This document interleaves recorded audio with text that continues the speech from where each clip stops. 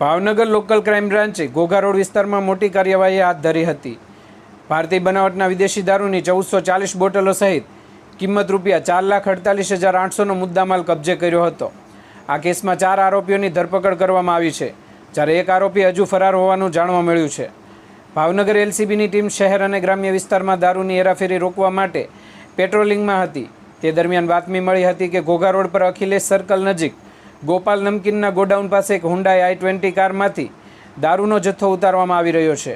ચોક્કસ બાતમીના આધારે એલસીબીની ટીમે સ્થળ પર દરોડો પાડી તપાસ કરતા કાર અને ગોડાઉનમાંથી for sale in UT Chandigarh only લખેલી ભારતીય બનાવટની વિદેશી દારૂની બોટલો મળી આવી હતી।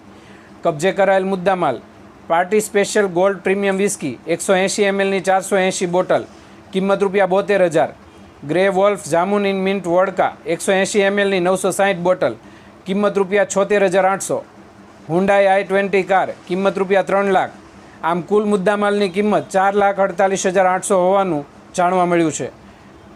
સતીશભાઈ શામજીભાઈ ગોહિલ તેમજ રમેશભાઈ લક્ષ્મણભાઈ જાંબુચા, રાહુલભાઈ અશોકભાઈ સરવૈયા અને નિતેશભાઈ લવજીભાઈ મકવાણાની ધરપકડ કરવામાં આવી છે, જ્યારે હરેશભાઈ ઉર્ફે ભૈલું ધનજીભાઈ બારૈયા ફરાર હોવાથી તેની શોધખોળ હાથ ધરવામાં આવી છે।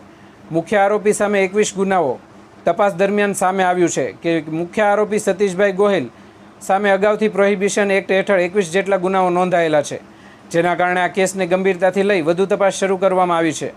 આગળની કાર્યવાહી આ મામલે ઘોઘા રોડ પોલીસ સ્ટેશનમાં પ્રોહિબિશન એક્ટની વિવિધ કલમો હેઠળ ગુનો નોંધવામાં આવ્યો છે અને દારૂનો જથ્થો ક્યાંથી લાવવામાં આવ્યો હતો તેમજ તેની સપ્લાય ચેન અંગે વધુ તપાસ હાથ ધરવામાં આવી છે।